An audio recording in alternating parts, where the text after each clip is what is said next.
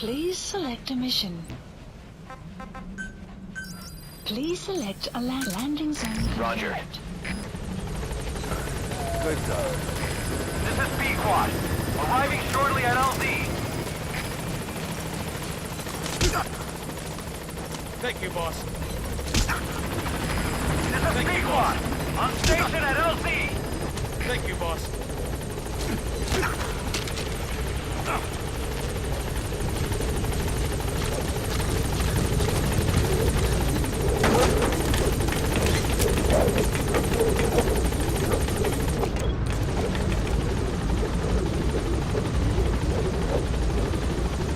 Gaining altitude.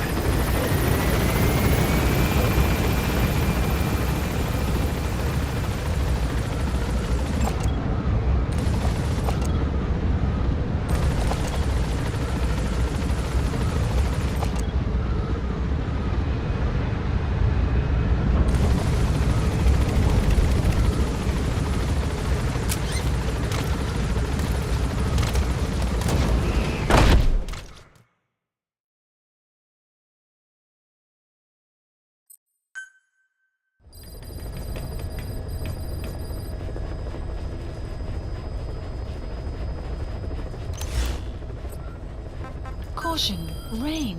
Please select a mission. Please select a mission.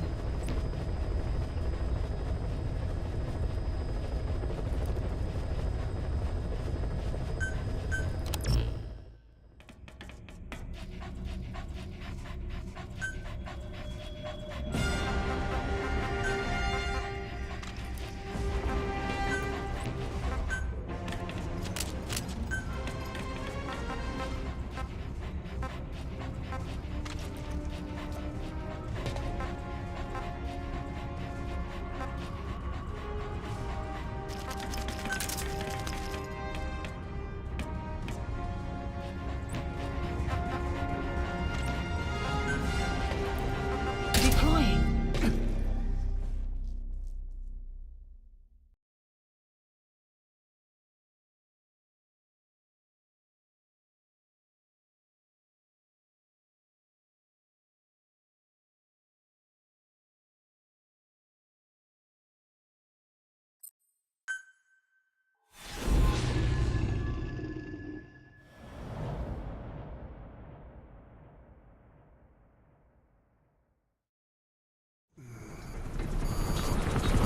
Clouds ahead!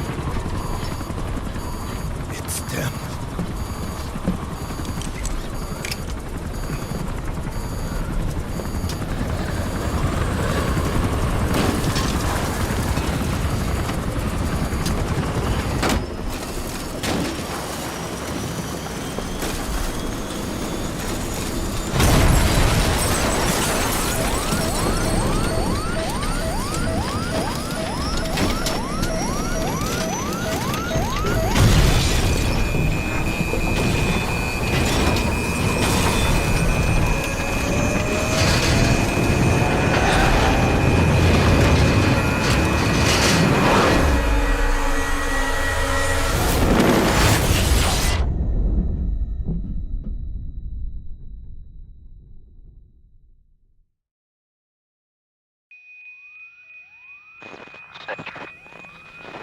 Can you hear me? Are you okay?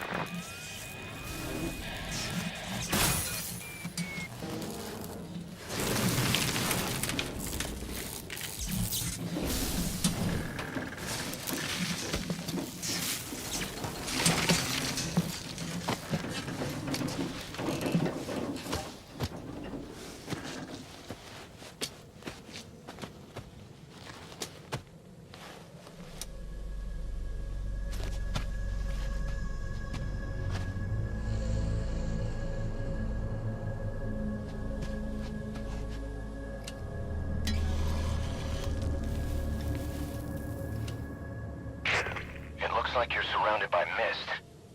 The support chopper can't get close to your position right now.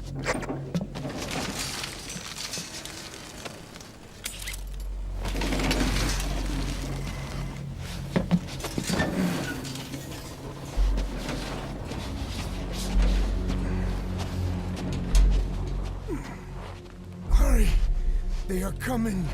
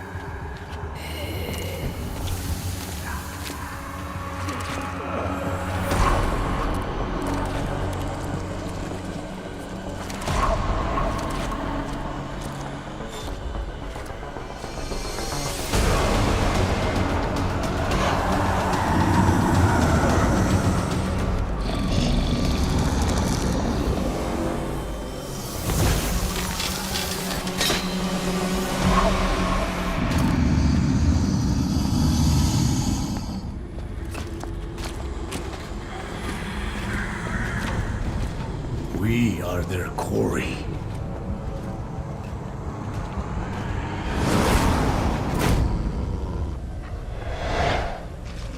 Skulls.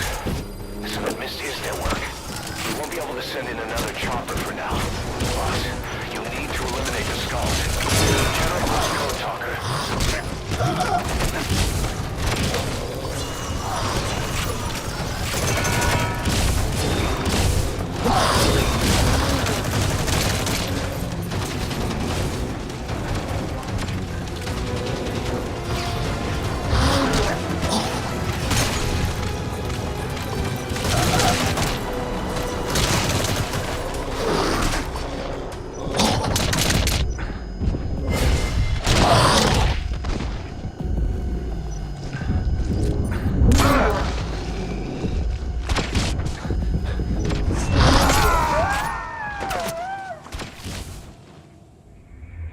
Snake, talk to me!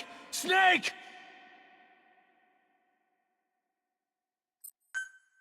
Skulls. Listen up, Misty is their work. We won't be able to send in another chopper for now. Boss, you need to eliminate the skulls.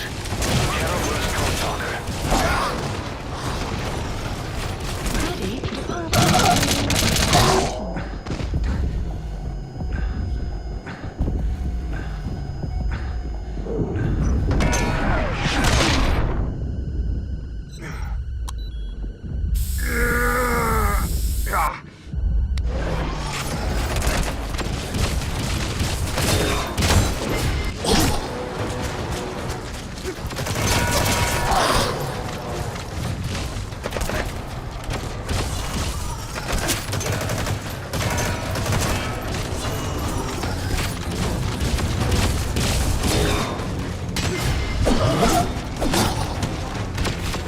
Enemy presence detected.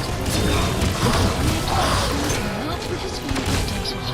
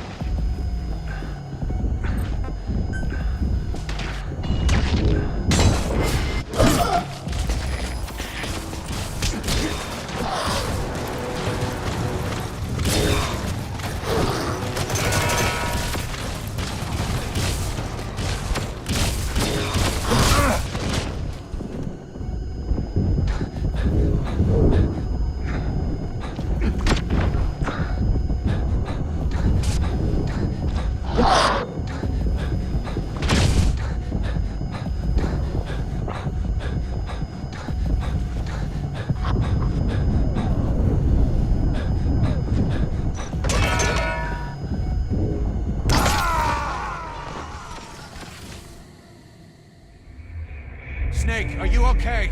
Snake!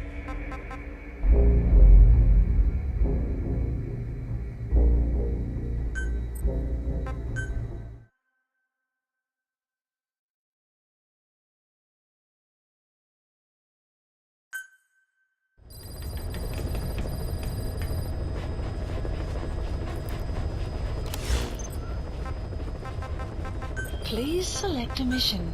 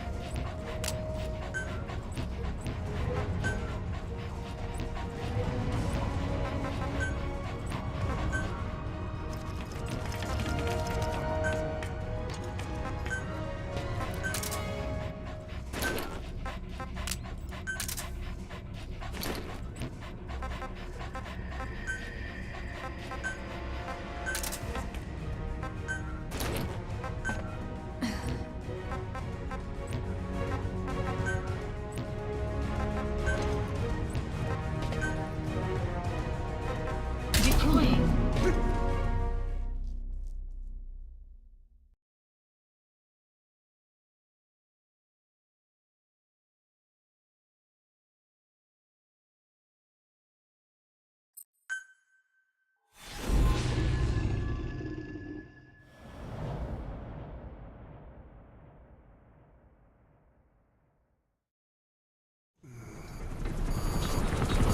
Clouds ahead!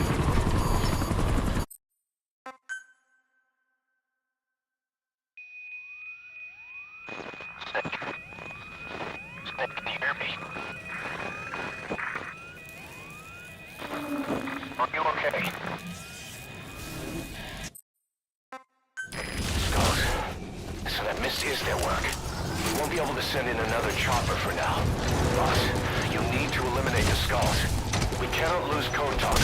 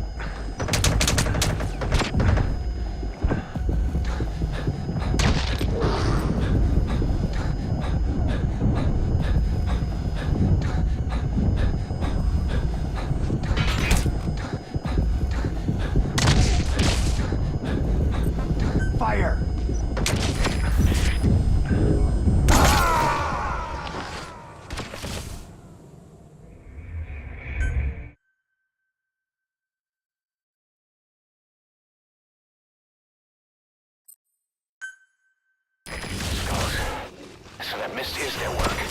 We won't be able to send in another chopper for now. Boss, you need to eliminate the skulls. We cannot lose Code Talker.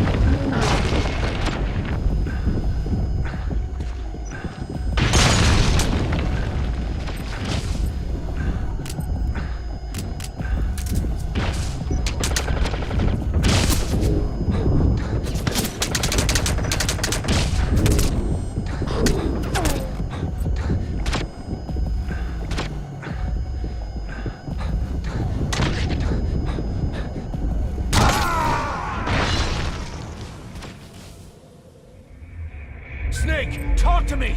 Snake! Snake!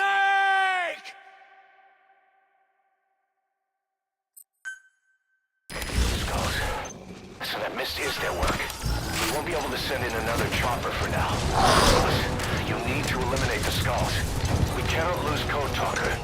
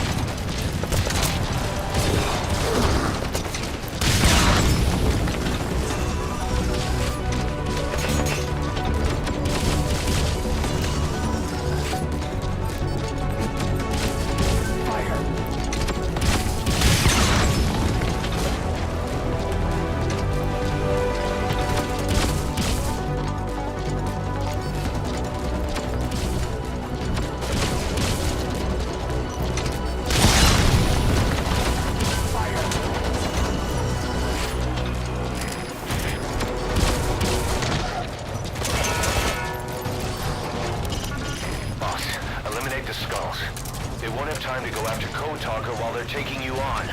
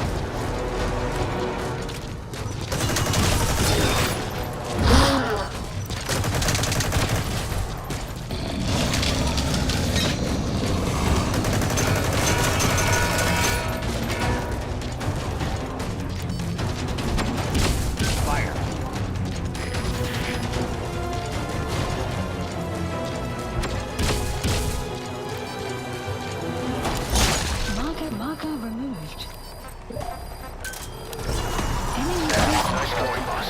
That mist is clearing. Great work, boss. I'm Requested. coming in on another chopper. Get Code Talker to the LZ and wait there. Requested. Mission info has been updated. Supply drop complete.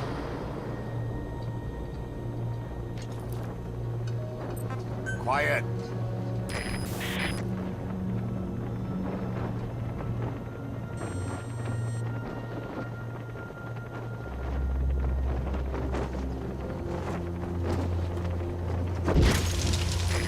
This is B-Quad. Arriving shortly at LZ.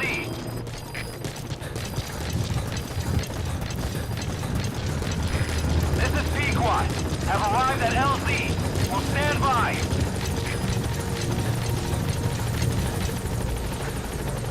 Support helicopter has arrived.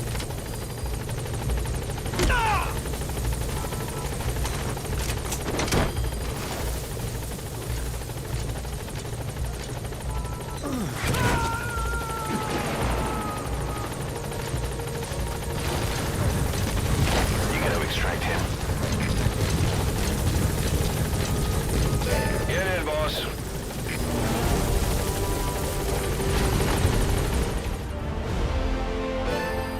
Extraction arrived at Mother Base.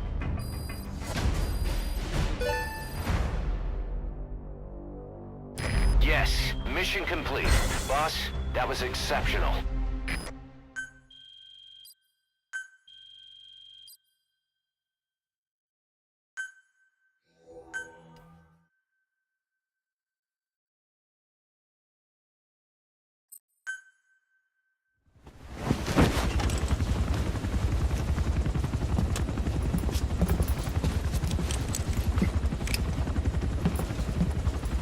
Skullface is no longer in Africa.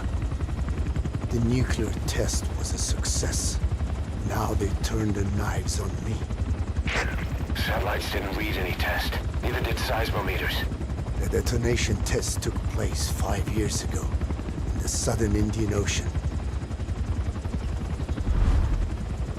The final test was the opposite, to prevent detonation. You mean? Skullface plans to sell nuclear weapons that he retains control of. It's not like hawking small arms to militias. Indeed. He plans to avoid detection by exporting minerals containing tiny amounts of uranium in the form of metallic archaea. Once on site, the metallic archaea enrich the uranium and weaponize it. Loaded onto all-terrain bipedal machines. They ensure any country, armed group, even the smallest terrorist cell, can become a nuclear power. Bipedal. So that's why they needed Huey. A nuke business to replace the arms business. And Skullface owns the market. The very atmosphere of nukes, anywhere and everywhere. Deterrence on all sides. So that's why he ran a non-detonation test. Yes. Another metallic archaea instantly overrides the criticality generator. It fails safe only he controls. Any such weapon can be deactivated whenever he chooses, regardless of who owns it or their intent to use it. Nukes. Controlled by a man, not a country. If they proliferate, conventional nukes lose all value. Political, military, and economic. The two superpowers become powerless.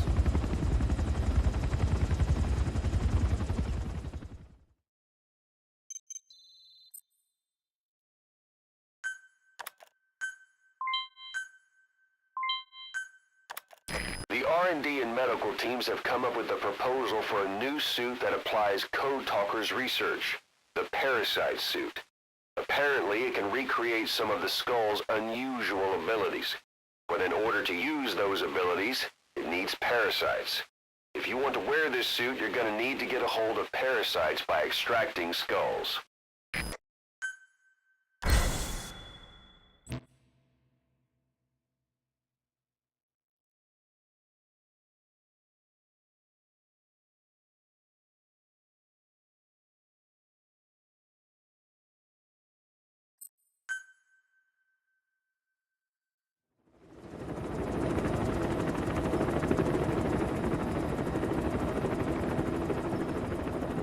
need to stop the epidemic at Mother Base.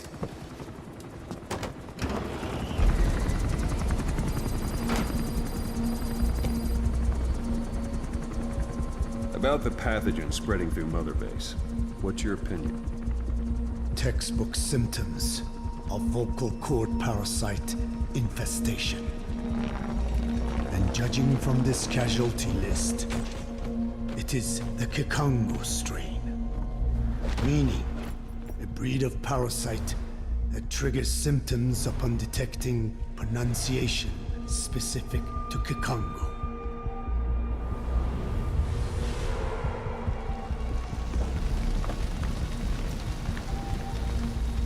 So how do we keep them from becoming symptomatic? Use this. A type of Wolbachia, introduced to a sample of the parasite. A parasitic bacteria that colonizes the parasites, turning male to female and preventing copulation. You must cultivate more.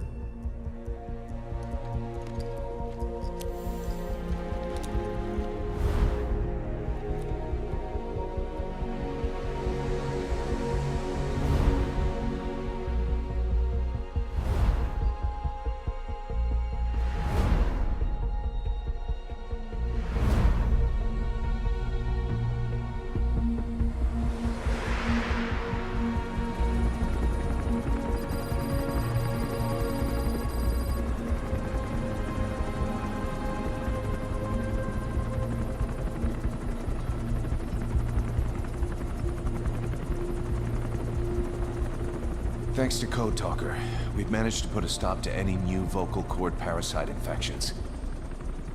We couldn't save those already symptomatic, but everyone who survived has been released from the quarantine platform.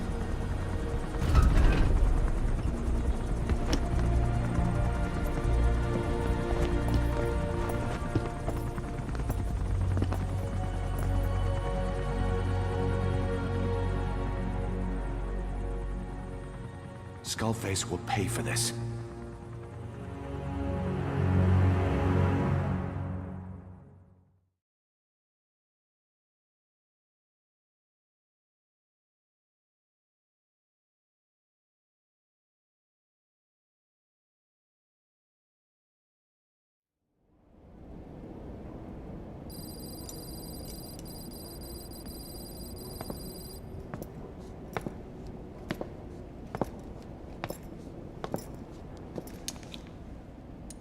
Again with the truth serum? What are those legs made of? Titanium? All the way to the femur.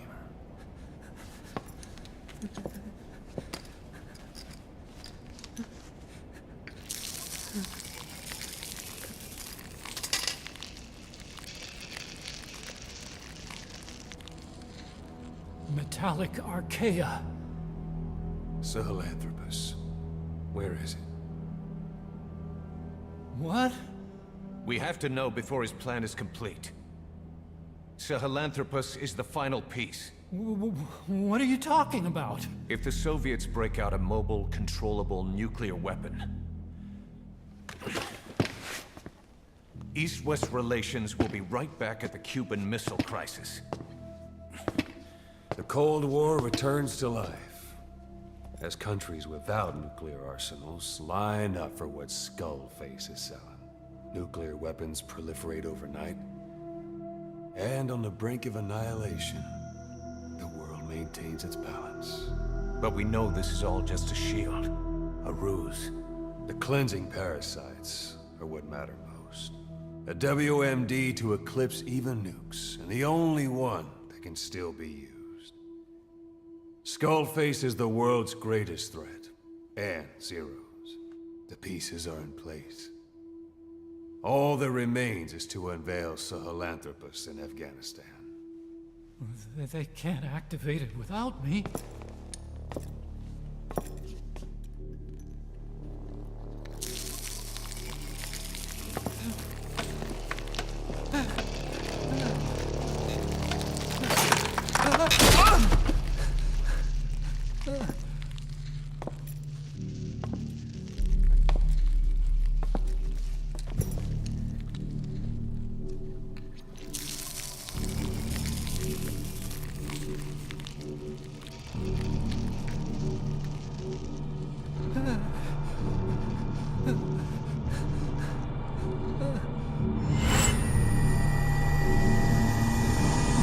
Okay, B0.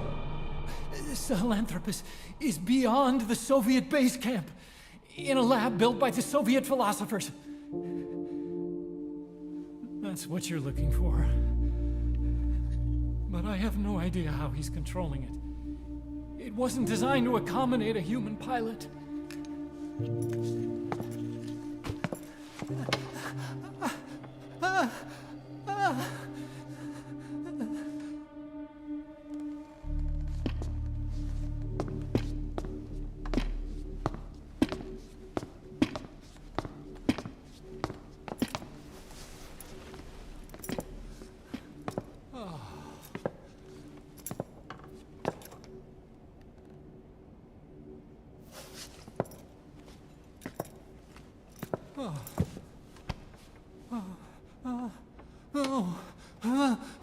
No! No!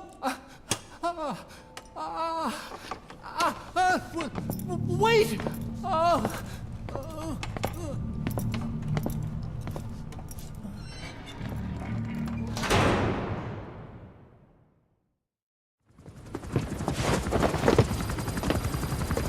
We got word from Afghanistan. Everyone at the Soviet base camp's dead. No sign of fighting. Parasites. Skullface's men then headed north. The target is OKB-0. That's where he'll activate Sahelanthropus. Unless we stop him, he'll go down in history a conquering victor. We can't let that happen. Wipe him out. Don't leave any trace of his existence. I'm gonna need backup on this one.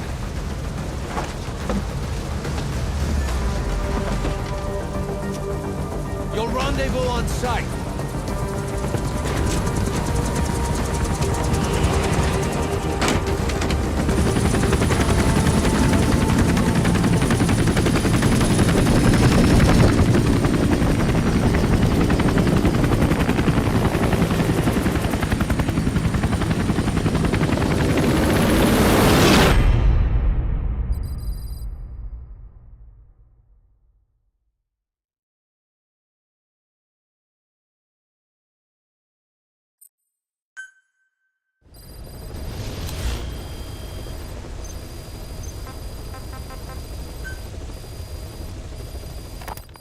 About the pathogen spreading through Mother Base.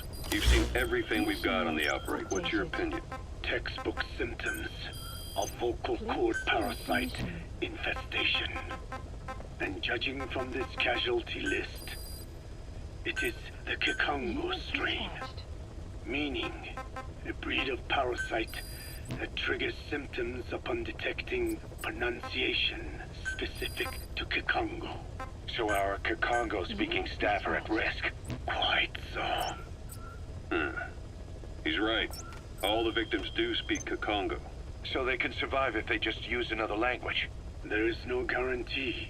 You're only dealing with the Kikongo strain. Other language strains may be present. You well know he was teaching them languages from all over the world. The Devil's House. Nzoya Badia Bulu. There is no way to know how many strains he has at his disposal. So how do we keep them from becoming symptomatic? You mentioned using microbes. Use this. A type of Wolbachia. Introduced to a sample of the parasite. Wolbachia? A parasitic bacteria that colonizes the parasites, turning male to female and preventing copulation. You must cultivate more. What have you done with the infected bodies? Cremated to stop the spread of infection, but we did keep a few for study. Good. Take this sample, grind it to a pulp, and introduce it to the larvae now nesting in the dead. The Wolbachia will multiply rapidly within those larvae. They're soldiers, not some petri dish. Conventional cultivation methods will take too long. Extract the Wolbachia from those larvae and vaccinate your men. Kikongo speakers first. This is the fastest, surest way. No one is to speak a word of Kikongo until the Wolbachia are safely in sight them. I will instruct your medical staff in detail on site. You have the appropriate facilities, yes, but do not worry. I made a pact with your bit de Holone on the honor of the Dene. I speak no lies. Keep an eye on him. Will do. Follow me. I'll take you to the medical team. Now, we must wait for the Wolbachia to multiply in the larvae. How is the disease transmitted? If it's carried by insects or rodents, then... There is no intermediate host. So... The vocal cord parasites lay their eggs in the larynx of the host. Most hatch and migrate to the lungs, but some are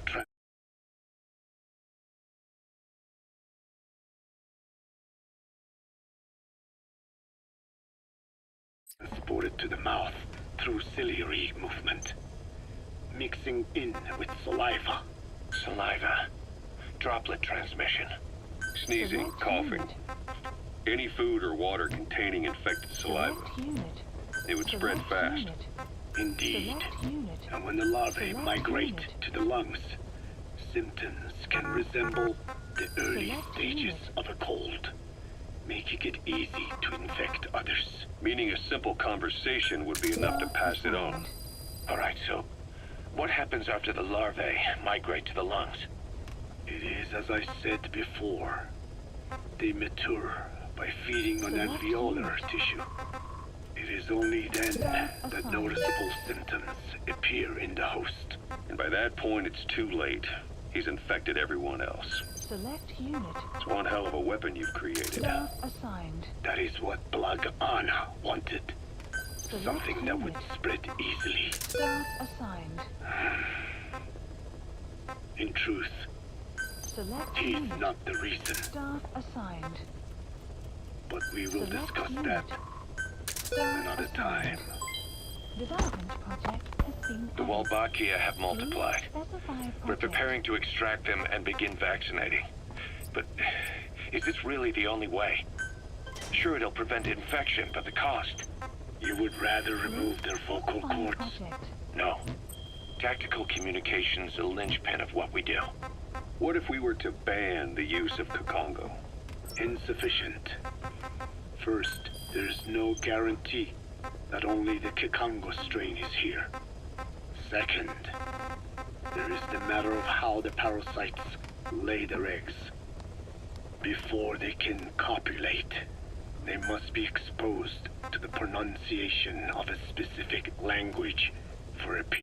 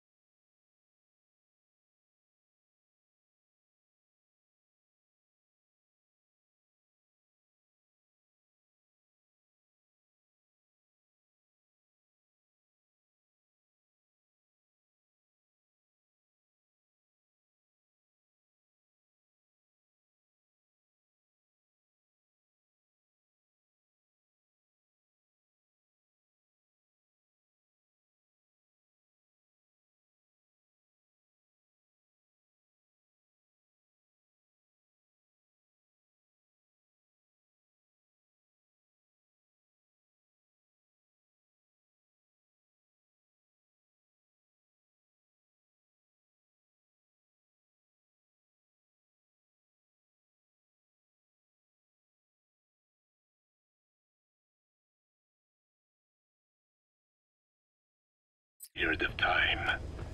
Like a container. Before they can copulate, they must be exposed to the pronunciation of a specific language for a period of time. Like a container filling with water. But the duration between when the container is full and when the copulation actually begins varies from case to case. In other words, even if the infected stop speaking as a countermeasure, it may already be too late. The only true solution is to prevent copulation through the Wolbachia, or by physically removing the affected tissue. Do any antiparasitics work? It sounds as though you have already tried. Yeah. We tried every one there is, and nothing. I have yet to find a medicine that can remove the parasites. At best, it temporarily covers their ears. Why is that? Because the parasites are companions to us. To remove them inevitably harms the host. Companions? More than you think. And this is why the human immune system cannot eliminate them. Please specify a project.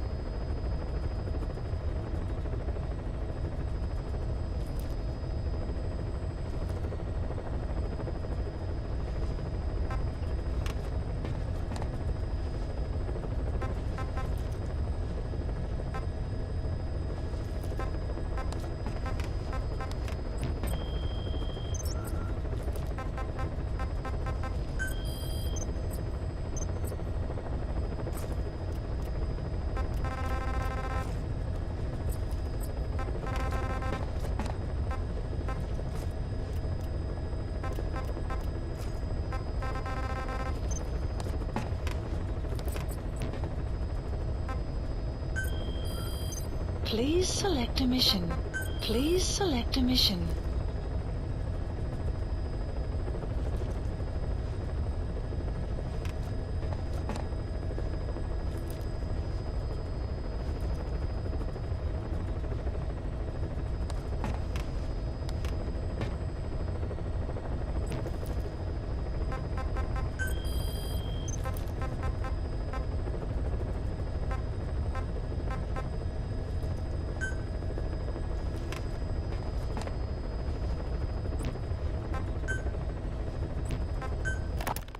About this OKB-0 Emmerich was talking about.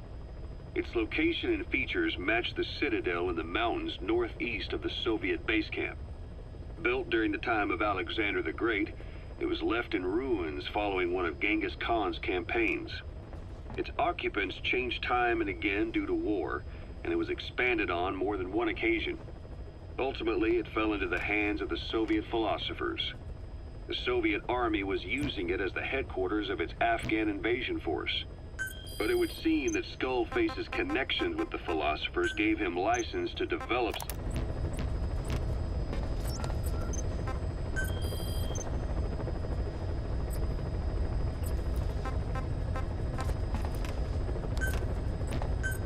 Please select a landing zone.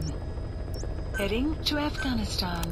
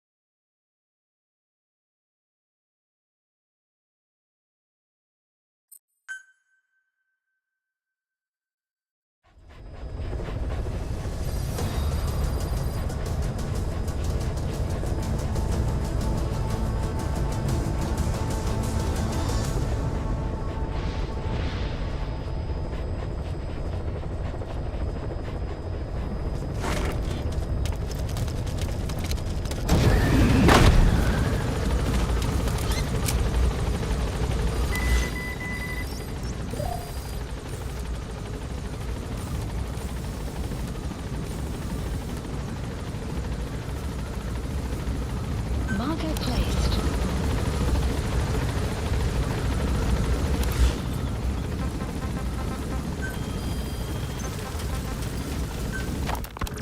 We've inoculated the staff with Walbakia to keep them from becoming symptomatic. That should also contain the infection. How did this happen in the first place? It has to have been a Cypher spy within our ranks. If this is so, then why the Kikango strain? If their intent was to wipe you out. Skullface said the remaining English parasite was close to the boss. If this latest strain was his doing, he wouldn't have tipped his hand.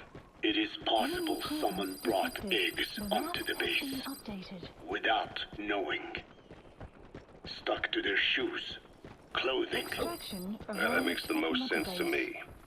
And where did the eggs come from? You mentioned that your boss visited Nzoya Badiopulu. Sure, but his gear's disinfected immediately upon return. Then he was not the carrier. And not just the boss. All staff dispatched to high-risk regions were quarantined on the flight back. When the symptoms first appeared, we checked and disinfected all equipment used up to that point. Any and all prisoners, soldiers, materials, and animals extracted during missions were also quarantined. So, that just leaves I have seen children around here. Where are they from? All over. Some were being held hostage at a mine. Then there were the troublemakers at Bwala Yamasa. Bwala Yamasa? Yeah. Their clothes, their things. Did you burn them? They're just kids. We couldn't. And besides, not one of them's shown symptoms. The parasites don't infect prepubescent hosts. Their vocal cords are not fully developed. Well, if infection doesn't occur in children... It is possible they carried eggs on their clothes, and the infection spread from them. Check the kid's stuff.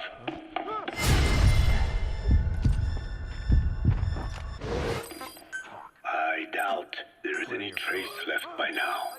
But if there is, some of those kids must be close to hitting puberty. How could we have missed this? The name Bwala Yamasa got quite a reaction from you. I'm guessing the Kikongo strain was released in that village. Cypher used that region to experiment with vocal cord parasite transmission. The Kikongo strain. The settlements around the refinery upstream of Bwala Yamasa were the proving grounds. They would infect one villager, then record transmission speed. Dangerous work. If they failed to contain the infection, it would slip into the surrounding regions. At which point the world found out about the parasites, making them useless as a weapon. Incredible they'd risk such a thing. The test site was densely populated too. A terrible place for such experiments. No doubt, they thought burning everything would wipe away all traces. You gonna extract him? The settlements were covered in oil anyway. Who would wonder if one day they caught fire? And so it did. They burned it all. Living and dead. Those remains. But they miscalculated. Transmission speed was far faster than anticipated.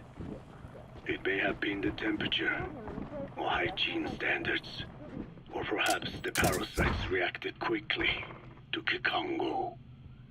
Whatever the reason, nearly all villages were swiftly infected, and the settlements reduced to mounds of corpses. Making matters worse, the dry season was ending. When it came time to burn the village, the Moneni River had swelled. Many of the bodies were waterlogged. Meaning they didn't burn completely. The corpses still contained viable eggs, and the larvae washed downstream. And when the people downstream drank that water, That marked the end for Bwala Yamasa. I learned all of this at the mansion. I warned him of the risk of eggs getting out. And? We are prepared for any eventuality. I get it. Putting the oil field back online. The oil leaks, saner. They plan to pollute the river. Prevent the spread of infection. But the oil flow was stopped, and downstream the people of Masa village started using the water. The PF soldiers deployed at the village were locals, spoke Kikongo. They were infected. Subject on board. Leave the rest to us. And who stopped the flow of oil? Don't! We did. That confirms it. The source of the Kikongo strain infection was Masa village. And the children brought it here. It is no one's fault. There is no blame to be cast. The parasites, they were tested in other regions? Their physiology requires that they be tested under varied conditions. Another test site was in Afghanistan. So it was the parasites there. Both the Pashto and Tajik languages are spoken in the mountains of Afghanistan. And population density is low. Ideal testing grounds for how accurately the parasites target only the specified language. It is also relatively easy to prevent the spread of infection. And the results? The first test, I am told, was a success. Once the Pashtun Mujahideen were infected with the Pashto strain, they were all but wiped out. The Hamid fighters, this must say Fort. It was successful. No Tajik Mujahideen or Soviet soldiers became symptomatic. So the parasites proved to be effective. What about the second test? Also supposedly a success. The Pashtun village was the target. However, the original aim was to obtain samples of the infected. In this, they failed. And the village? The Soviets enacted a standard scorched earth operation. That must have been the village where Malak lived, before being held captive at La Marjate. He's coming too. Roger that. Having had more time to think on it, the details shared with me may have been false. They are madmen who would do anything to cover up the truth. They certainly seem to like tossing their problems in the fire. As a boy, Skullface's life went up in flames. Perhaps that is what fuels his fixation. Snake, are you okay? Snake!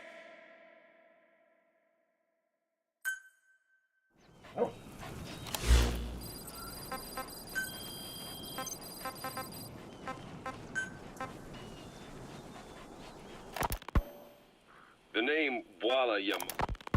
The parasites. They were tested in other regions? Their physiology required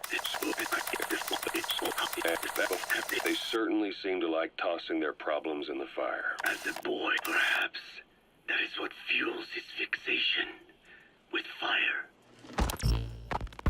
Your Wolbachia stopped the infection all right, but I still don't get it. How can a few bacteria change males to females? I know they're only bugs, but... It is not such a rare thing in the natural world. Many insects and nematodes are infected with Wolbachia. But why? They nest in the cell cytoplasm of the host, even in the egg cells, with the result that the offspring are born infected. Mother-to-child transmission. However, Wolbachia cannot nest in sperm because they do not have cytoplasm.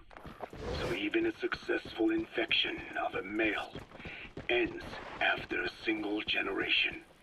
This means the Wolbachia must resort to maximizing the population of infected females.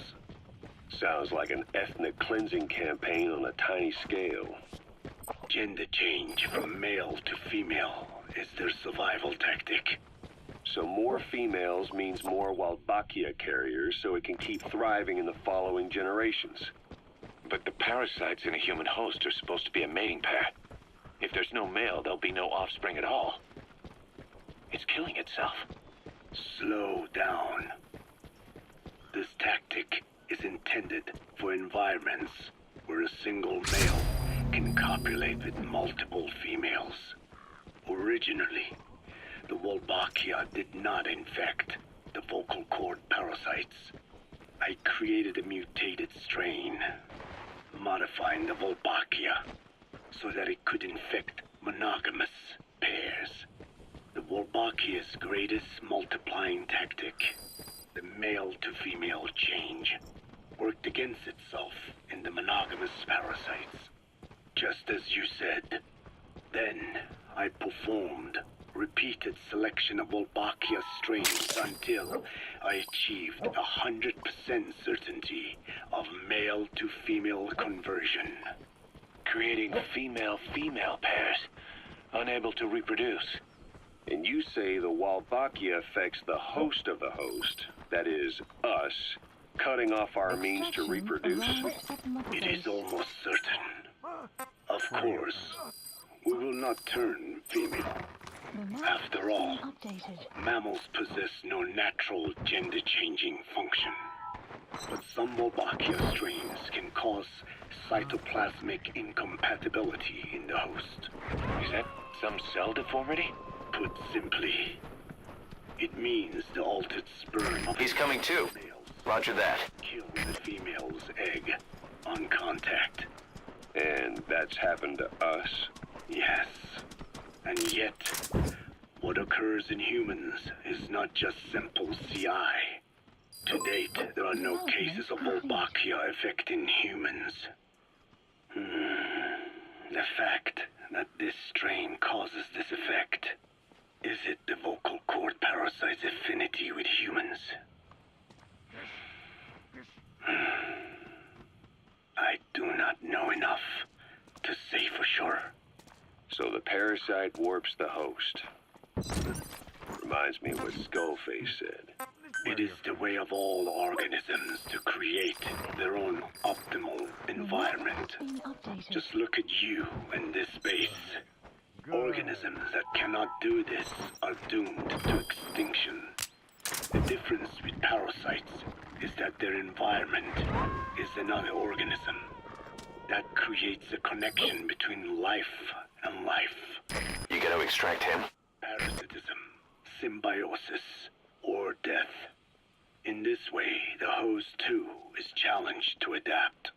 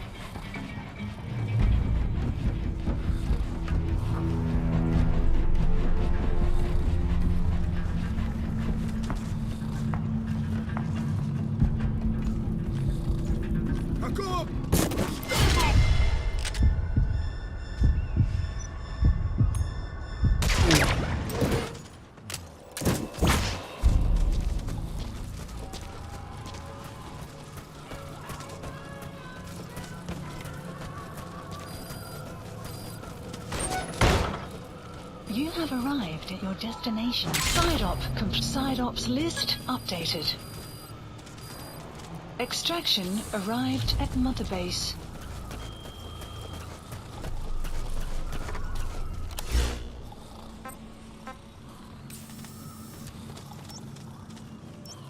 Support helicopter Roger. requested.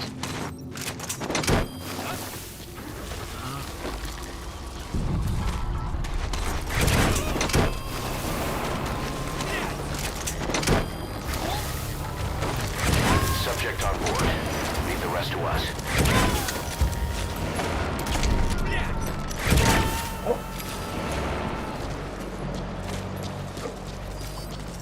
You gotta extract him.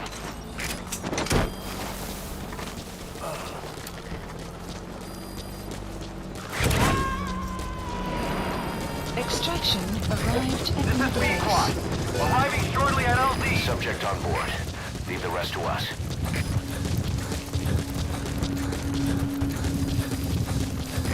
This is Pequod. Have arrived at LZ. We'll stand by. Support helicopter has arrived. About this OKB-0 Emmerich was talking about. Its location and features match the citadel in the mountains northeast of the Soviet base camp. Built during the time of Alexander the Great, it was left in ruins following one of Genghis Khan's campaigns. Its occupants changed time and again due to war, and it was expanded on more than one occasion. Ultimately, it fell into the hands of the Soviet philosophers. The Soviet army was using it as the headquarters of its Afghan invasion force. But it would seem that Skullface's connection with the philosophers gave him license to develop Sahelanthropus there. That's what Emmerich was doing at the place, before he got the axe. But OKB is a designation the Soviets use for weapon design bureaus. There's no way they'd have one of those in Afghanistan. And in principle, the numbers that follow OKB are always integers above 1. There is no 0. Perhaps this was a secret facility of the Soviet and Chinese philosophers dating back prior to World War II. Though it's more likely Skullface just picked a fake name that more or less fit the Soviets' pattern. He doesn't go there often, but he sure as hell won't miss this. They use the heliport on top of the tower for his visits. Start by heading for the heliport. Then wait for your chance to make contact with Skullface. It seems Sahelanthropus' armor is made from depleted uranium. That offers some serious protection. The U.S. military is planning on using it for its main battle tanks, too. Maybe that's where Emmerich got the technology. Uranium. Extraction arrived at Mother Base.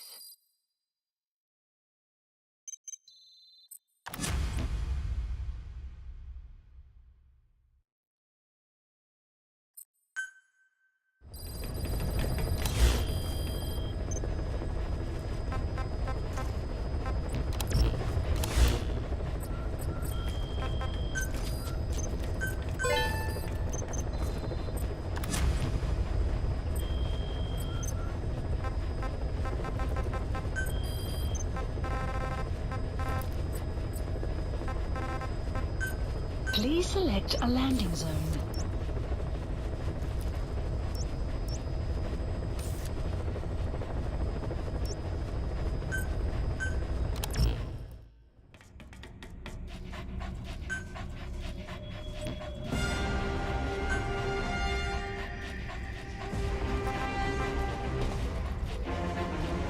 Deploying.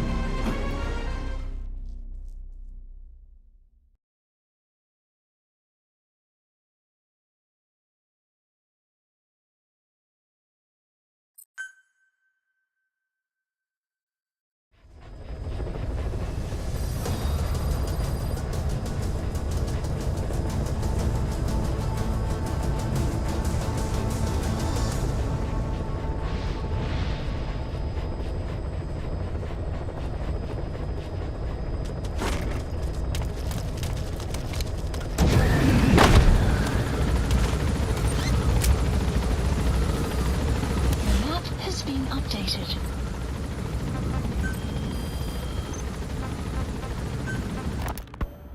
It seems Sahelanthropus' armor is made from depleted uranium. That offers some serious protection. The U.S. military is planning on using it for its main battle tanks, too. Maybe that's where Emmerich got the technology. Uranium. They're using nuclear fuel for armor now. No. What they use for nuclear fuel is uranium-235, which is extracted from natural uranium.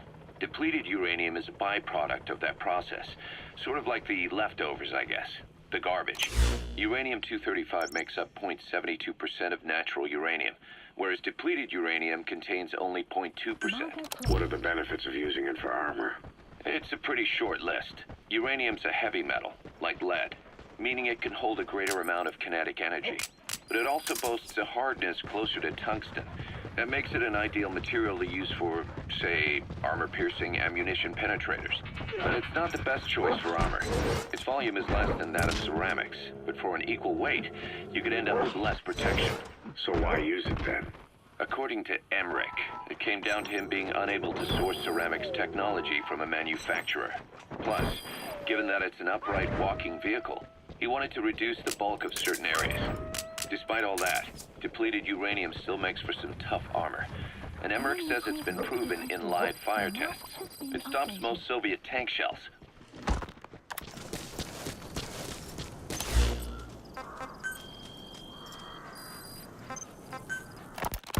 Code Talker, what are the metallic archaea? Volcanic craters spewing sulfur. Has been updated. Water hot enough to boil your skin off. Ocean depths of 800 plus atmospheres. Wastelands radioactive enough to kill you where you stand. There are groups of organisms that survive despite. No. Because of living in such environments. I've heard about them. Extremo something. Extremophiles. By selecting certain species, then subculturing and repeatedly modifying them, I created a metallic offspring of pure archaea. They subsist on metals rather than organic matter. And some of them even consume uranium? Yes. Uranium enrichment archaea metabolize only uranium-235. As a result, they produce weapons-grade enriched uranium. How is that possible? Consider how plants fractionate carbon isotopes when they conduct photosynthesis. Nature possesses abilities beyond our imagination. So it was archaea that brought down your chopper?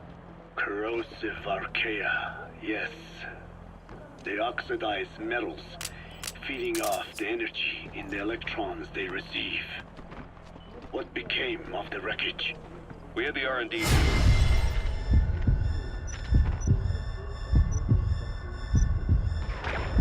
Samples for study in airtight plastic containers, of course. Prudent. We shall extract archaea from it in good time.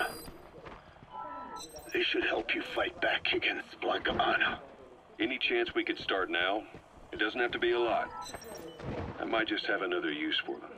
If it's only a small amount you need. That's fine. I'll get the R&D team to assist. Let's go. South Africa was previously suspected of developing nuclear weapons.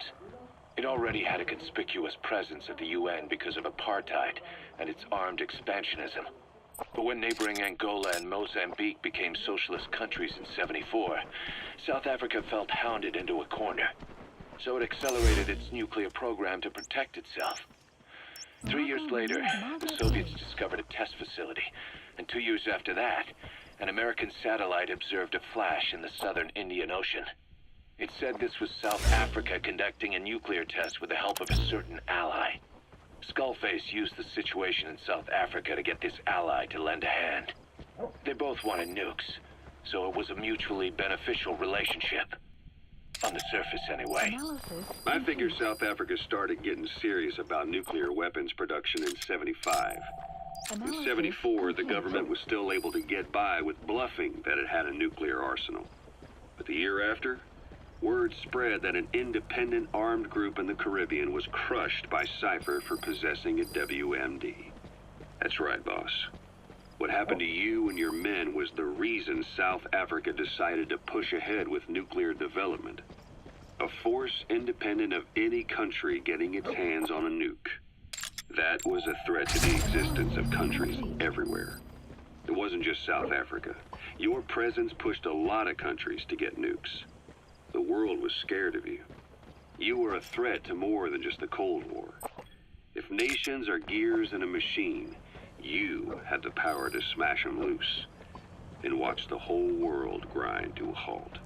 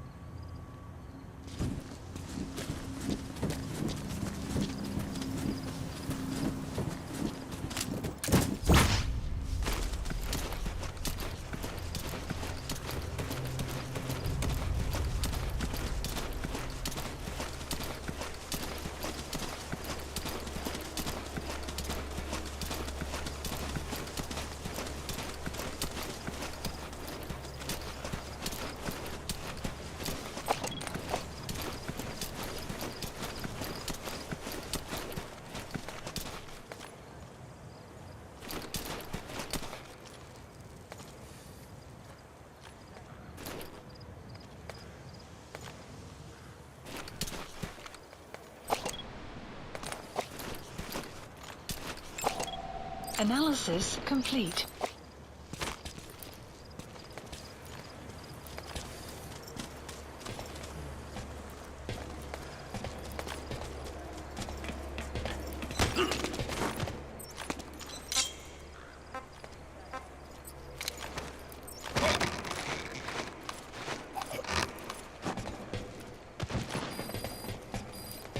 You have arrived at your destination. Side ops list updated. Extraction arrived at Mother Base.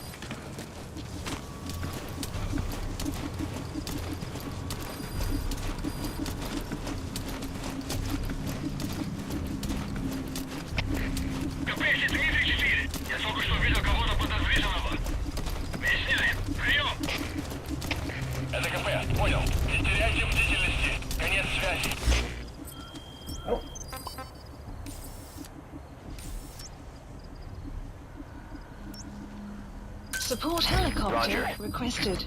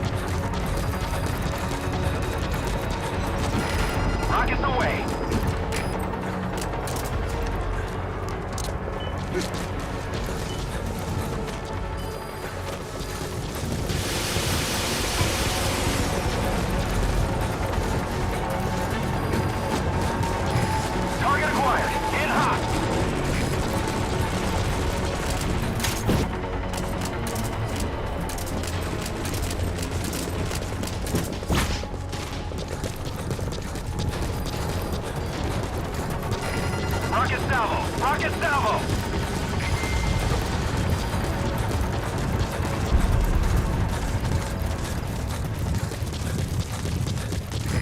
This is B Quad.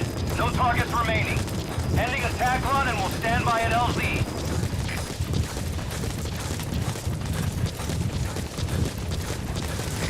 This is B Quad. Have arrived at LZ. We'll stand by.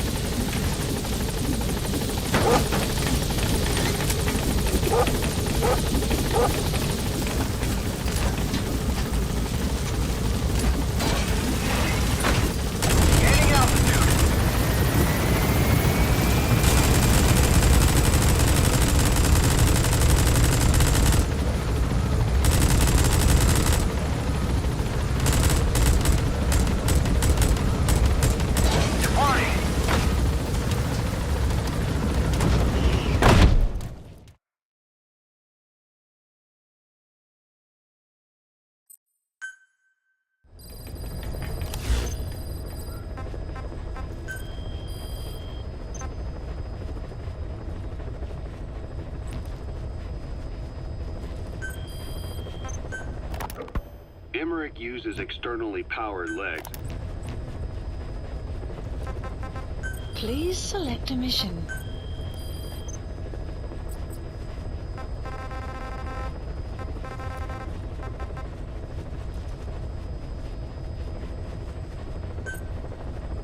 Please select a landing zone.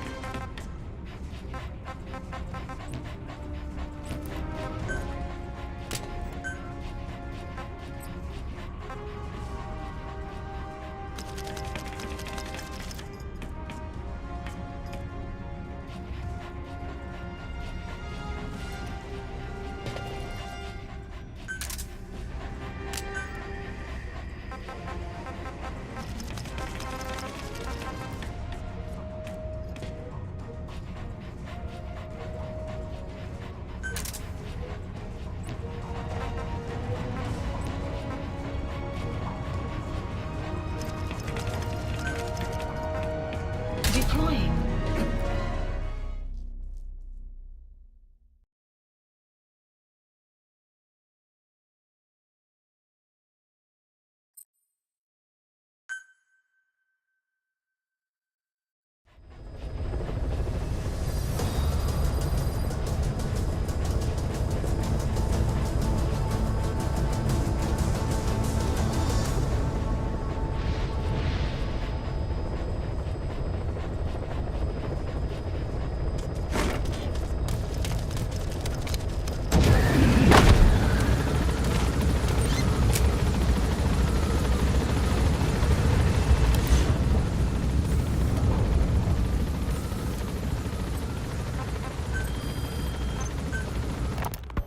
Emmerich uses externally powered legs of his own design. It's bionics technology, a product of the U.S. military's failed attempt to develop a powered exoskeleton. All the wearer has to do is apply a little force, and the actuators continue the movement in that direction. But his legs are unique. Instead of using a hydraulic mechanism, the actuators run off metallic archaea. That increases the actuator's reaction speed and also enables him to lock and release the joints at will. The legs are a nifty little gadget, but they have two clear weaknesses. First, they're dependent on external power, maybe because he built them knowing he couldn't leave his lab. There's no internal battery. That's why they won't work if they aren't plugged in. Second, and this is more than just a weakness, the legs are directly connected to his bones. Could be to minimize signal loss in the order's output to the legs and the drive response from them. Either way, Emmerich has used bolts to attach load-bearing parts directly to his femurs, probably by mimicking surgical treatment for compound fractures and the like.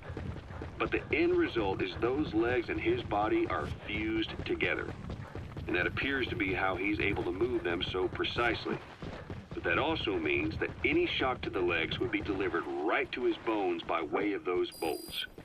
The same is true if he encounters the corrosive metallic archaea. If the corrosive archaea ate into the exposed bolts, they'd reach the endoskeleton parts and eat through them too in the blink of an eye. The doctor's bones are full of holes to accommodate all the bolts. They're like sponges. If he were to lose the reinforcing parts, even the tiniest bit of force or weight would snap his bones. So when I dangled those corrosive metallic archaea in front of him, he realized straight away what would happen. Life wouldn't be worth living if he lost those legs of his. I'd bet that is what the doctor fears the most. I just helped him imagine what it would be like. Thanks to that, I got the information we needed without either of us getting hurt. You know how he is. He's probably already over the shock. The better you know your adversary, the easier it is for you to get information from them. And vice versa.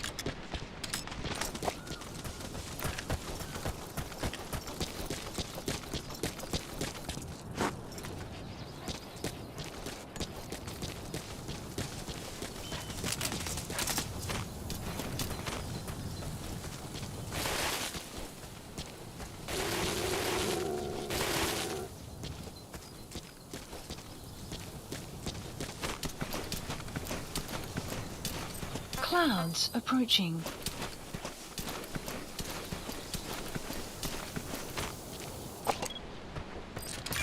That's the target.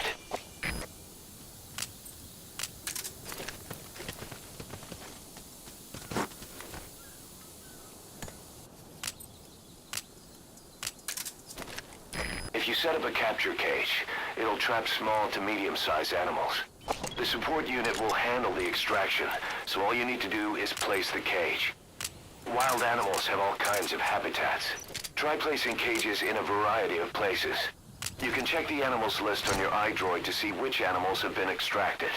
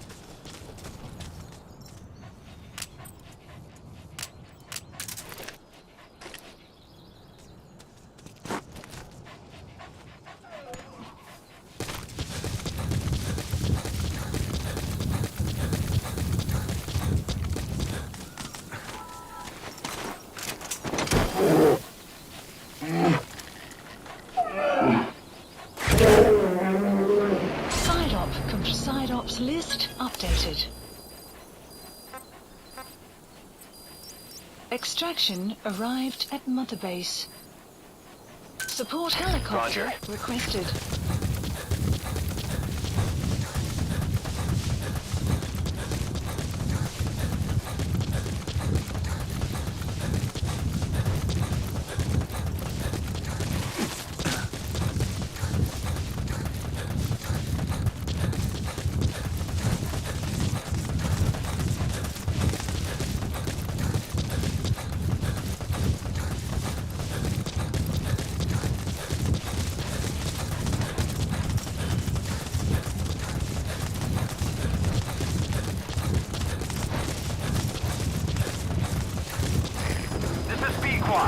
Arriving shortly at LZ.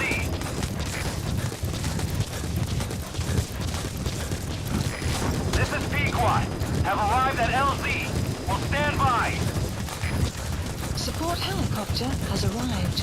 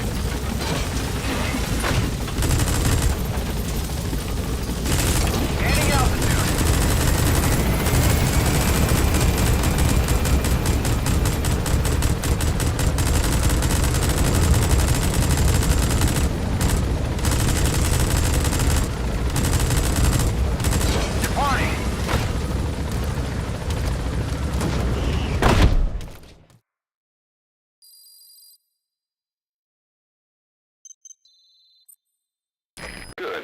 You captured it alive.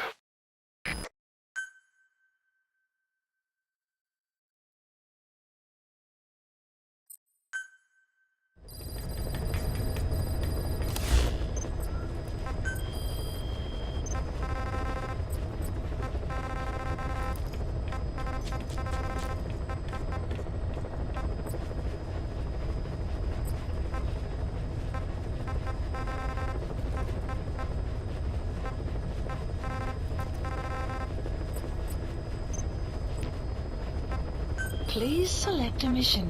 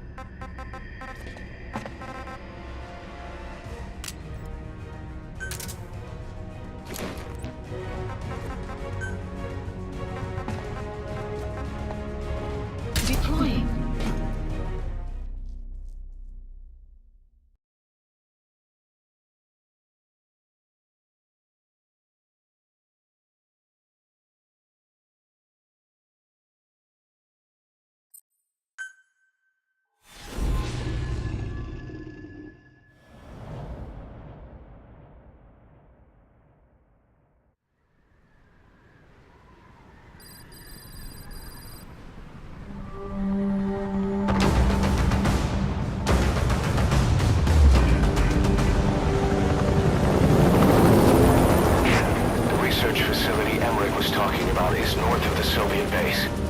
That's where Skullface is keeping Sahelanthropus before setting it loose in Afghanistan. There's a good chance he's got nukes, too.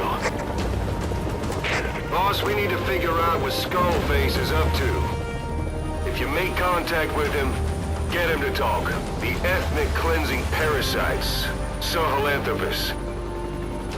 Find out what his plans are.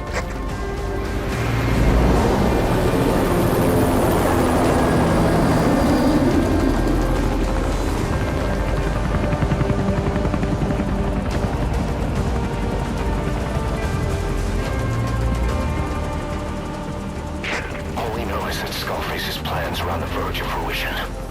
We need to stop him while we still can.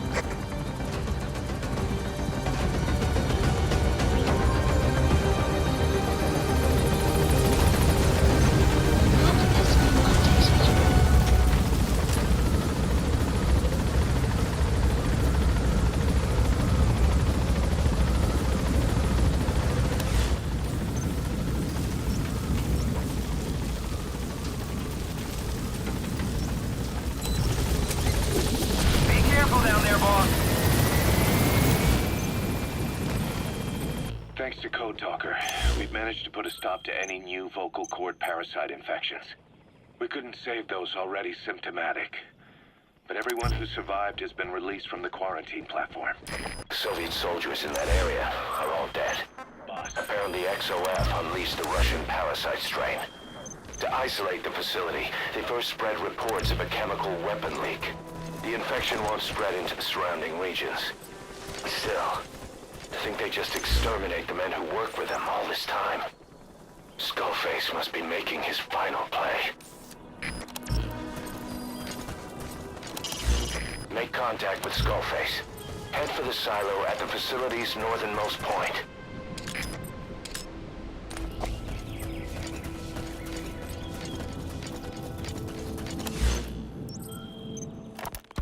Thanks to Code Talker, we've managed to put a stop to any new vocal cord parasite infections. We couldn't save those already symptomatic, but everyone who survived has been released from the quarantine platform. Skullface will pay for this. Boss, Emmerich confessed. Skullface's endgame is to activate the bipedal walking tank Sahelanthropus and deploy it into live combat in Afghanistan. That's why he moved into the Soviet research facility they call OKB-0. If his plan comes to fruition, there'll be no stopping the ripple effect worldwide. Find a way to make contact with Skullface before that happens. Then learn what you can from him, and put a stop to his plan. We'll have our fun with him later. This is it, boss. Diamond Dogs is strong enough now to face him head-to-head. It won't be like 9 years ago. Make your way to OKB-0. Please select a deployment point.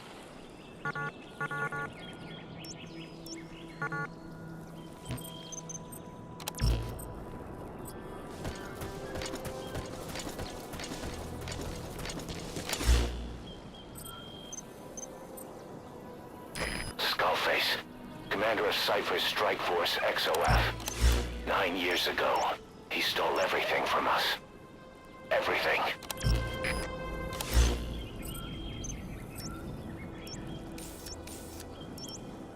OKB-0, a Soviet covert design bureau. The Citadel may have been built in the age of Alexander the Great, a conqueror, but now it's in the hands of the philosophers. Skullface used his Cypher connections to dupe the Soviet military command, and had them research Sahelanthropus there. Sahelanthropus' silo is at the North Tower. Skullface should show up there too.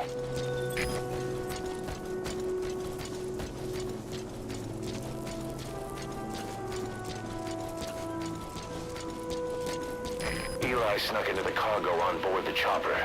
His idea of an escape attempt? Who can say? We'll think of how to deal with him later. Snake, do you read me? I know more than anyone about OKB-0 and Sahelanthropus. Boss, I've made up my mind. I want to be of use to you, not him. Let me work to pay for what I've done. I'll prove it, that I've always been your ally.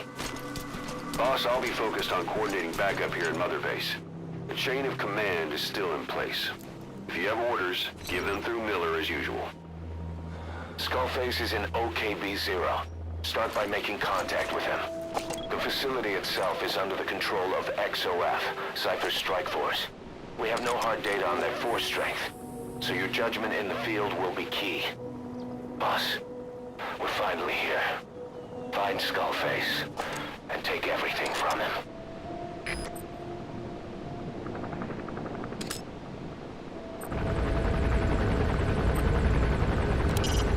Keep in mind that time doesn't stop while you use the iDroid. You can even move around while using it, but pay attention to your surroundings.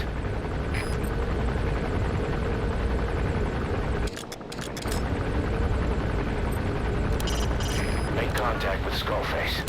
Head for the silo at the facility's northernmost point. The North Tower. That should be what they're using as Sahelanthropus' silo.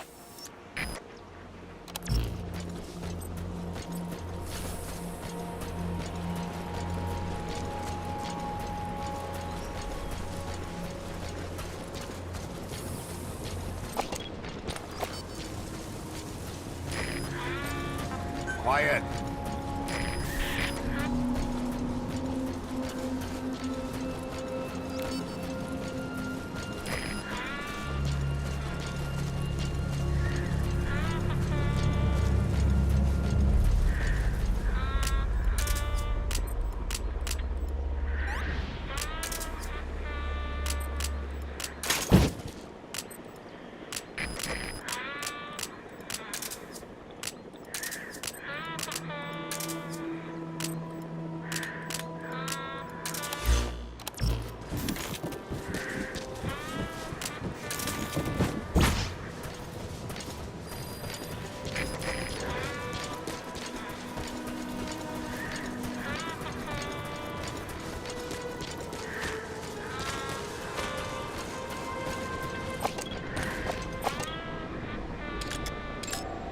Analysis. XOF has occupied the facility.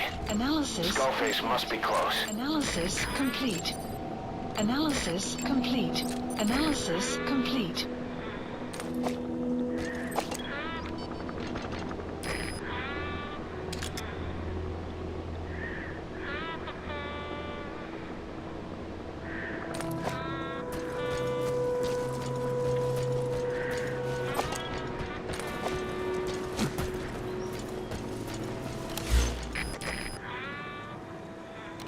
Enemy presence detected. The map has been updated.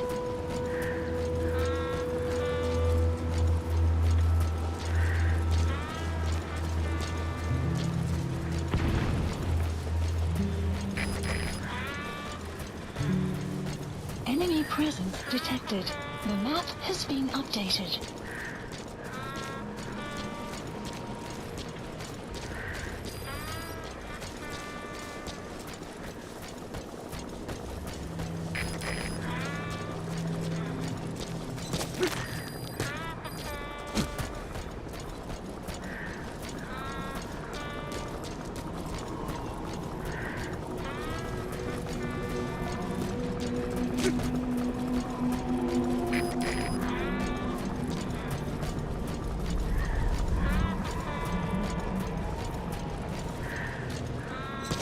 Clouds approaching.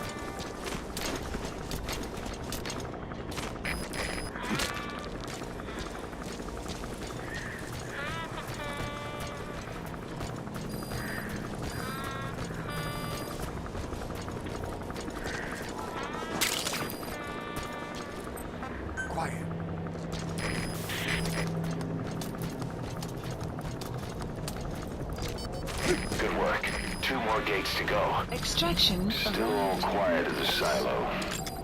No sign of Skullface or his Goliath. Surely they can't already have... No, never mind. Analysis complete. No doubt about it. XOF. Cypher's covert strike force. Now they're taking orders from Skullface.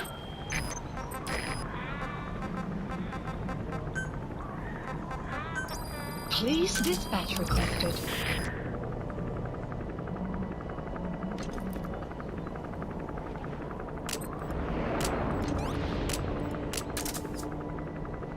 Buddy departing area of operations. Analysis complete.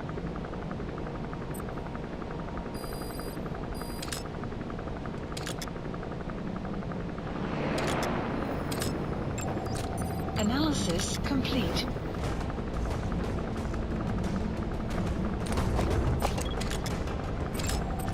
Analysis complete.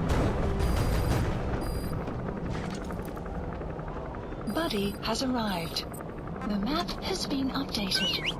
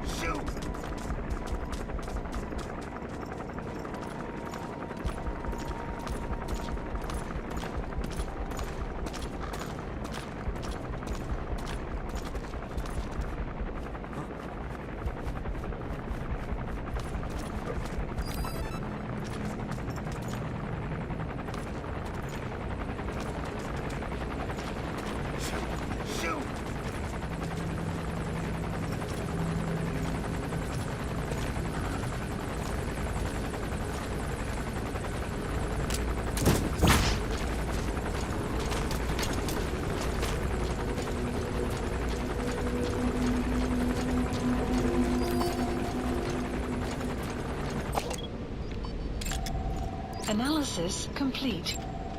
Analysis complete.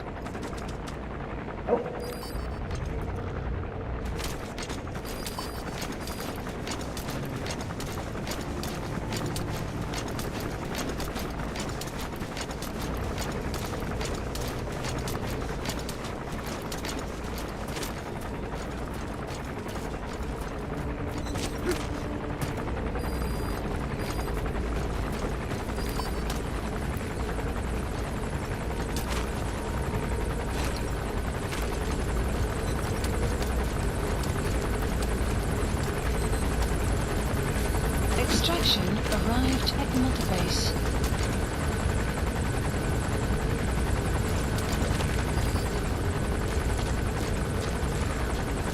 All right, you're through the second gate.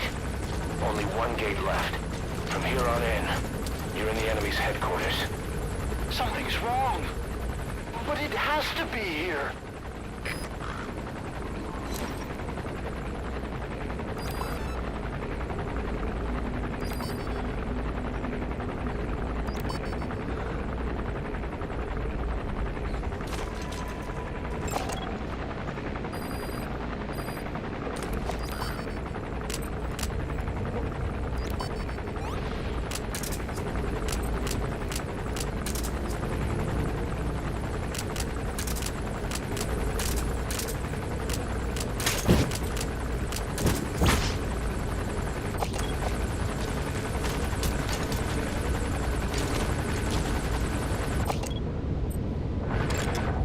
Analysis complete. Analysis complete. As an XOF soldier.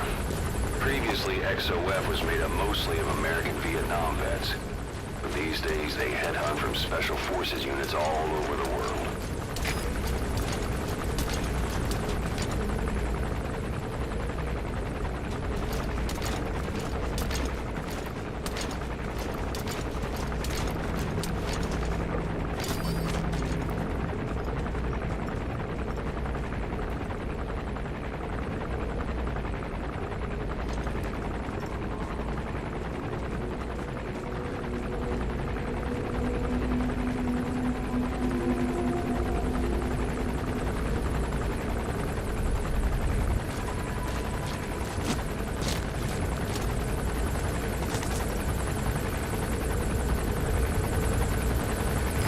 Get down. That's it.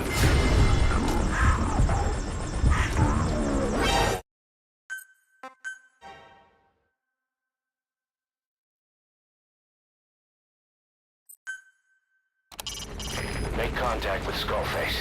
Head for the silo. All right, you're through the second gate. Only one gate left. From here on in, you're in the enemy's headquarters. Something's wrong. But it has to be here.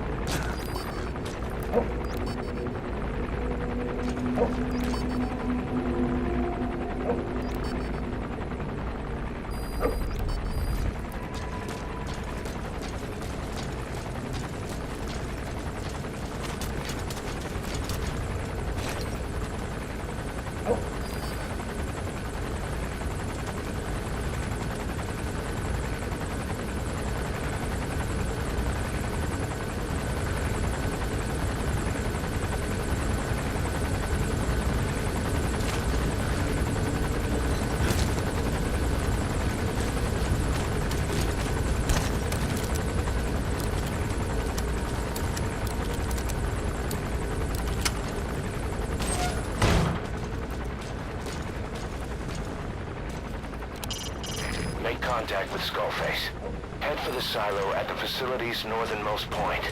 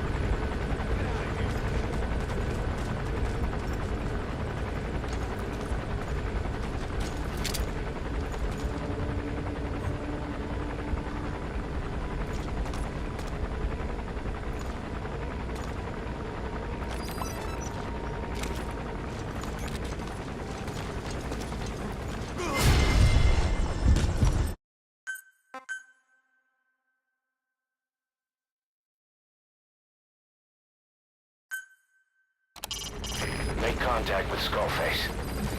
All right, you're through the second gate. Only one gate left. From here on in, you're in the enemy's headquarters. Something's wrong. But it has to be here.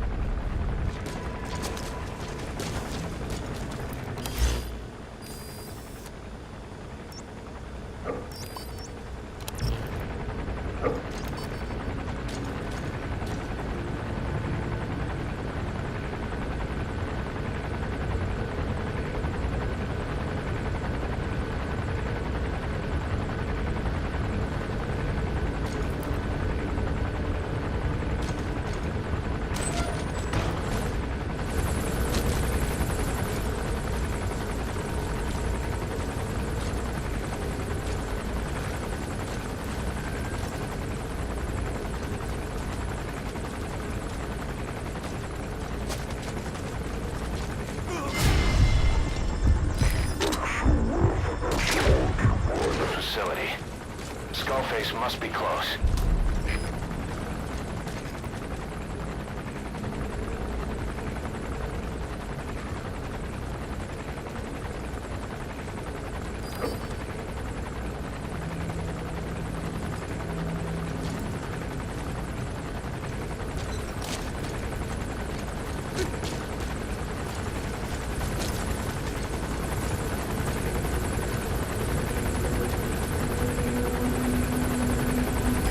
Get down. That's an enemy gunship. Stay low and crawl along the ground. That should enable you to sneak past enemies.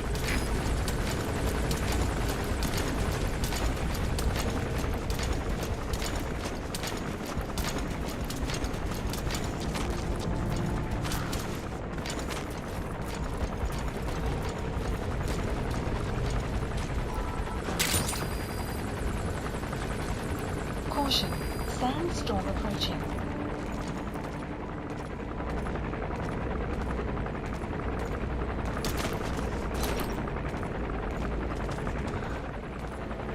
Enemy presence detected. The map has been updated.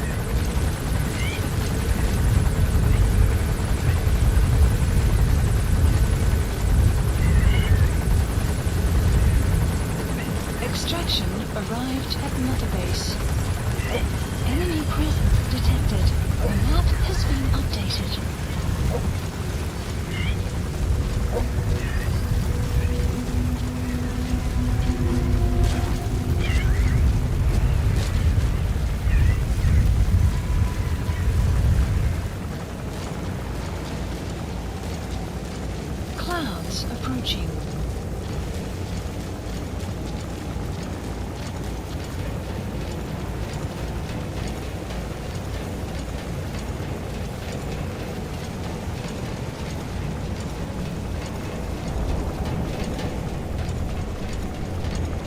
His ride has arrived. Don't let Skullface get away. Stop him at the heliport. The map has been updated. Boss, can you see the heliport? Skullface is right there. Make contact with him and make him talk. We have to stop him before his plan is set in motion. Sahelanthropus is somewhere inside there. First of all, make contact with Skullface. Don't kill him yet. We need him to talk first.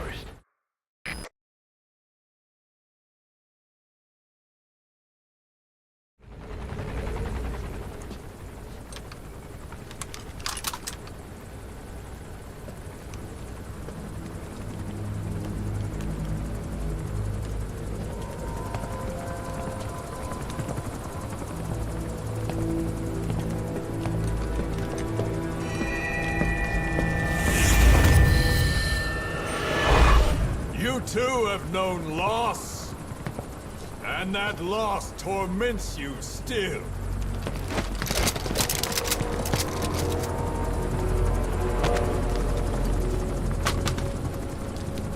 You hope hatred might someday replace the pain.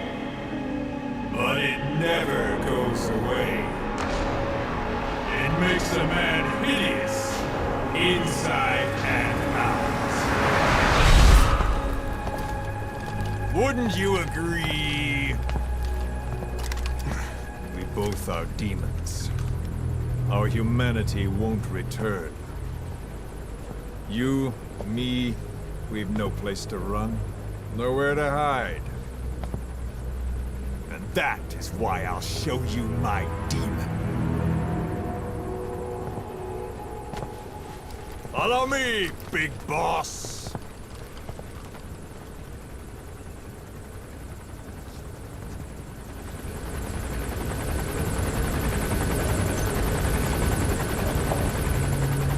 Just go along with him for now. We're ready to fight if it comes to that. That's our leverage against him, our deterrent. He doesn't want a war on his hands.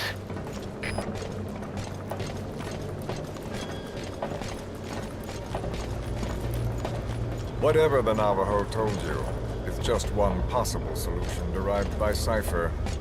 My will is different.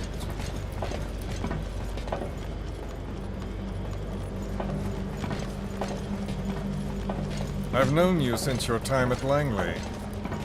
I've long been the other side of your coin. 1964, Soviet territory. Box's first mission. Any mess you made, I was there to clean up. You completed your task, and admirably.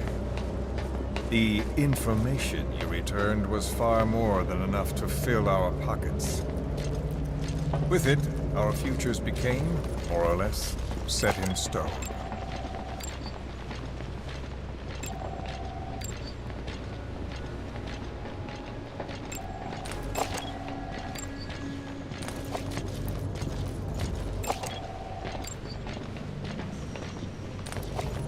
And then the Major came to me with an idea.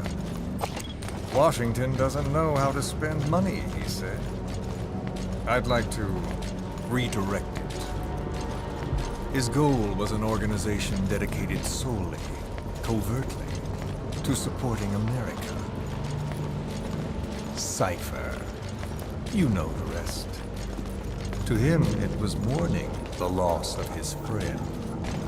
Or rather, an act of revenge on the world, but America most of all.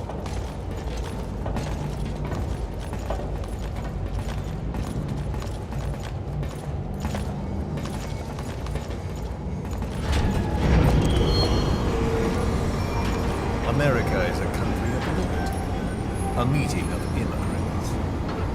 Instead of simply assimilating, its citizens live alongside others.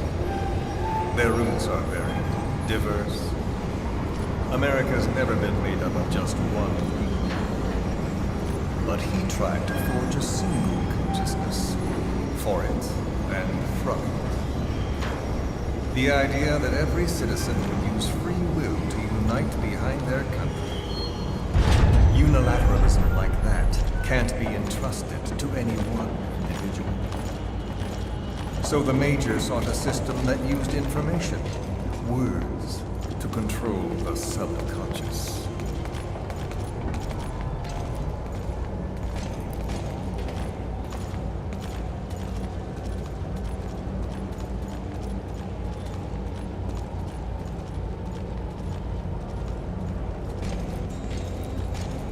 Get in.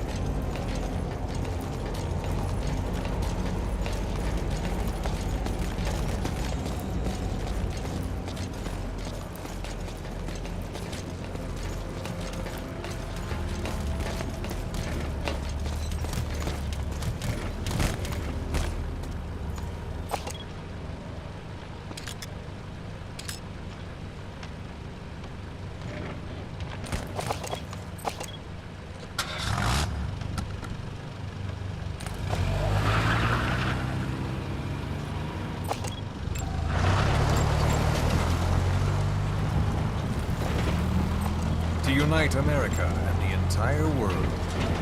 The Major thought this was his friend's will, but I think he never understood what she wanted. Before he ever walked or cried, even before he was born, his mother tongue was English. He doesn't know the pain of losing his own language. Not yet. He cannot understand her will. I do. I was born in a small village. I was still a child when we were raided by soldiers. Foreign soldiers. Torn from my elders, I was made to speak their language. With each new post, my masters changed, along with the words they made me speak. Words are peculiar. With each change, I changed too. My thoughts, personality, how I saw right and wrong. War changed me, and not only my visage. Words can kill. I was invaded by words, burrowing and breeding inside me. A philosopher once said, "It is no nation we inhabit, but a language." Make no mistake, our native tongue is our true fatherland. My fatherland. My truth was stolen from me. And so was my past. All that's left is the future. And mine is revenge. On those who leech off the words of their fellow man. This is what I learned from the Major. And then it hit me. It was he who should feel my wrath. He and the code he chose as basis for control. Language codes, information codes, beamed all around us, genetic codes spanning history. By controlling the codes, Cypher Zero intends to unify the world. Codes implanted into our heads, sucking our minds dry as it spreads from one host to the next. A parasite upon this earth, that is what Zero is. As one born into this world, he's afflicted. I hold him responsible for killing my freedom. Killing all traces of my past. Killing any promise of a future. We are all but dead men forced to walk upon this earth. A world reduced to zero. Cypher plans to use its codes to control the world. They think they can. And the mother tongue of all those codes is English. The word became flesh. The final parasite. It knows English. An English strain of the vocal parasite. I will exterminate the English language. With this, I'll rid the world of infestation. All men will breathe free again, reclaim their past, present, and future. This is no ethnic cleanser. It is a liberator. To free the world from zero. Let the world be. Sans lingua franca, the world will be torn asunder. And then it shall be free. People will suffer, of course. A phantom pain. The world will need a new common tongue. A language of nukes. My metal years shall be the thread by which all countries are bound together in equality. No words will be needed. Every man will be forced to recognize his neighbor. People will swallow their pain. They will link lost hands. The world will become one. This war is peace.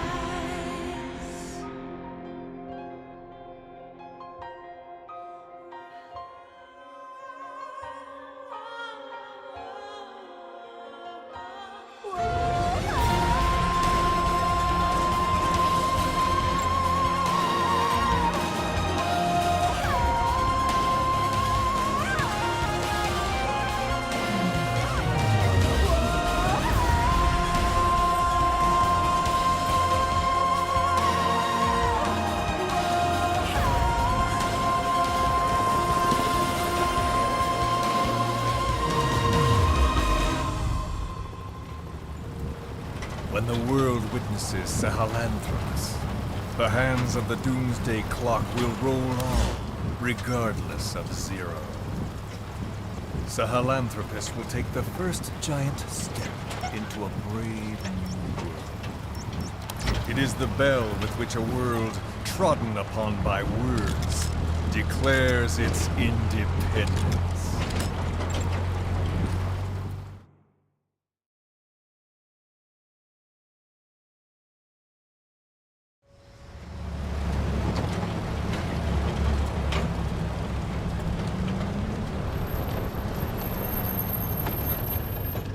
We are here.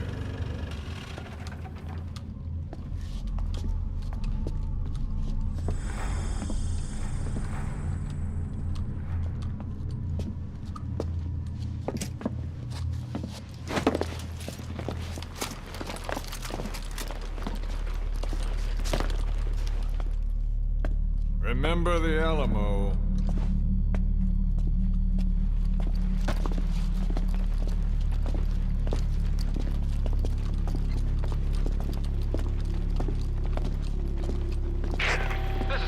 On station to provide cover.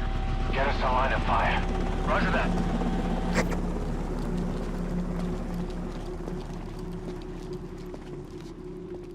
We're not the only demons in this world. Like you, vengeance is all he has. It's man's thirst for revenge that drives the times. Just as you live because of me, he lives because of you. Show him!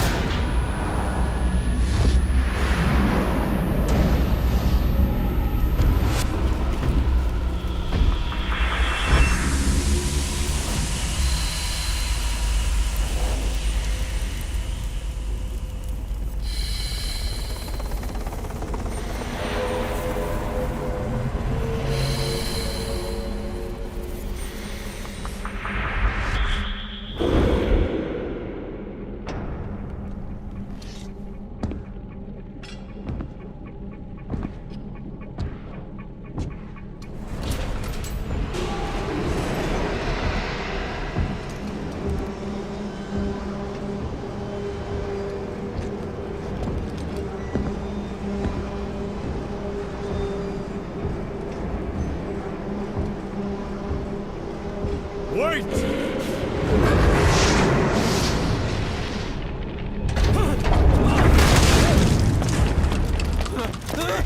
Who is doing this? Such a lust for revenge? Who?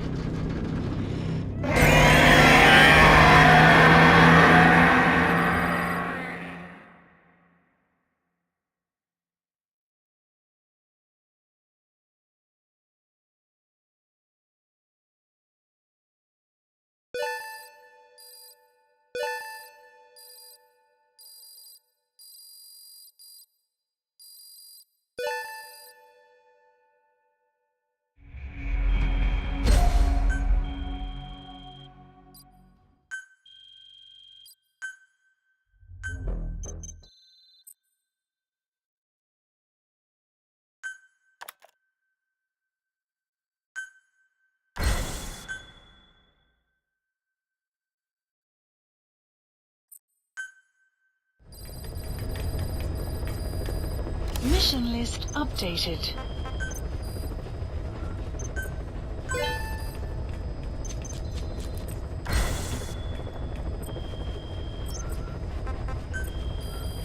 Please select a mission.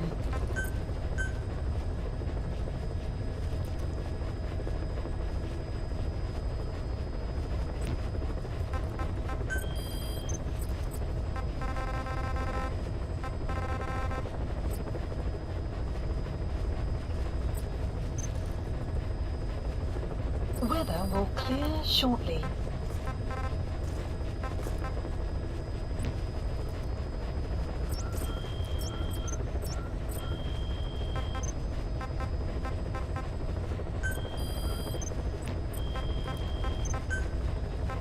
Please specify a project.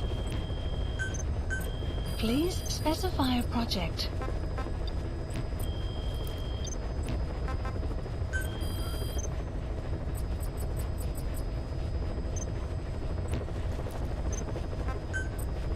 Staff assigned.